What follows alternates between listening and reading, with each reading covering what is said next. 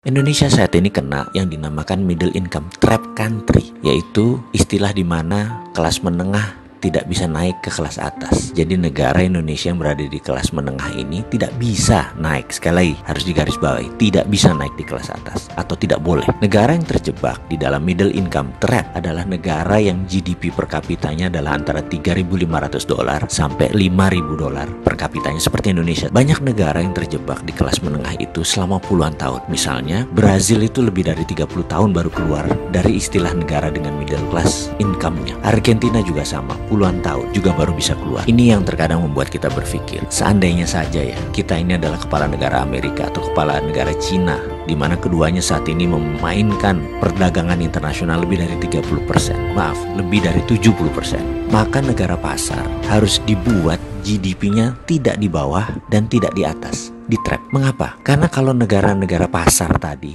income-nya naik, maka negara tersebut harus menjadi negara produsen. Dan ini malah menjadi kompetitor negara besar. Nggak boleh. Jadi nggak boleh negara tersebut jadi produsen. Kalau negara tersebut miskin, misalnya GDP-nya di bawah 1.000 per kapita, mereka nggak mampu beli barang Cina dan beli barang Amerika. Dan kedua negara itu nggak mau membuat negara tersebut miskin. Makanya negara-negara market harus dijebak di tengah. Cara trapnya bagaimana? Dan mengapa harus di trap atau dijebak? Biasanya negara yang berpenduduk besar yang dijebak di tengah oleh negara kapitalis. Caranya dengan jangan jadikan mereka negara produsen dan manufaktur. Kedua, jangan jadikan mereka swasembada pangan. Terakhir, jangan mereka bisa mengendalikan energi. Ada sebuah perkataan dari Menteri Luar Negeri Amerika dulu namanya Henry Kissinger. You control the food, you control the people.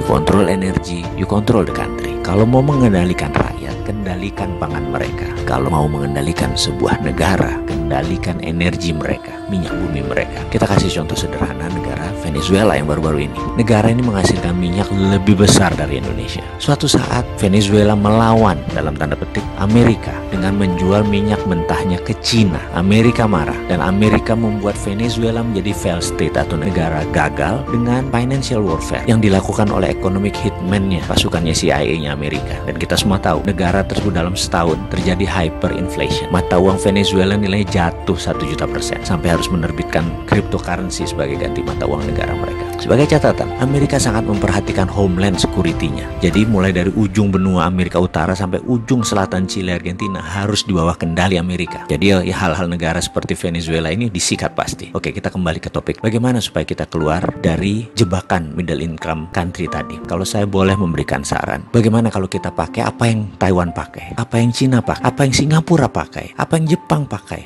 waktu di trap dulu, yaitu dengan TINA. Pasti paham kan, wahai pengelola negara, paham TINA.